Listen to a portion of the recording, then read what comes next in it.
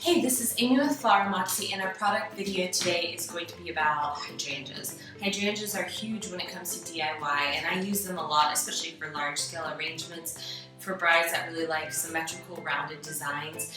A lot of brides are typically initially scared because they hear that they're not hardy, and that's actually, I don't find that to be the case. They can be kind of fussy and sometimes wilt on you, but for the most part, they're just extreme water lovers. So they don't hold up well outside of water, so I don't use them often in like foam installations because they don't get enough hydration with that.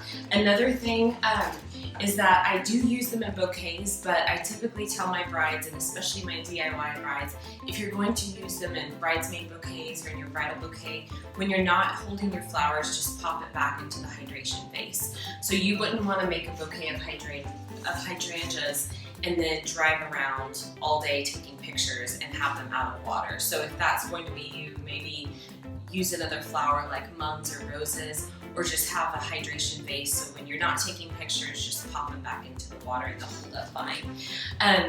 Sometimes, like when out of water, they can wilt quickly, but they perk up quickly. So the best is to cut them at an angle, and once they soak for about 20 minutes, they will start firming back up on you.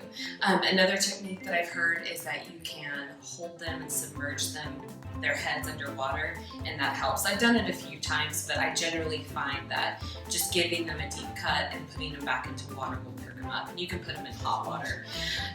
One other thing to notice is sometimes when you get your hydrangeas, and I pulled this one specifically, it's not unusual to have a few brown spots. So most of the time they come in just fine, but I've had a few brides kind of reach out and they're afraid because there's a few of these pieces.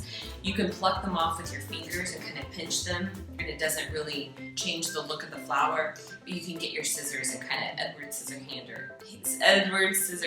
into it and cut those like brown spots out. But yeah, they're very hardy. I love working with them, and at $3.50 a stem, they take up a lot of space, so they're a really good value for your money. All right, thank you so much.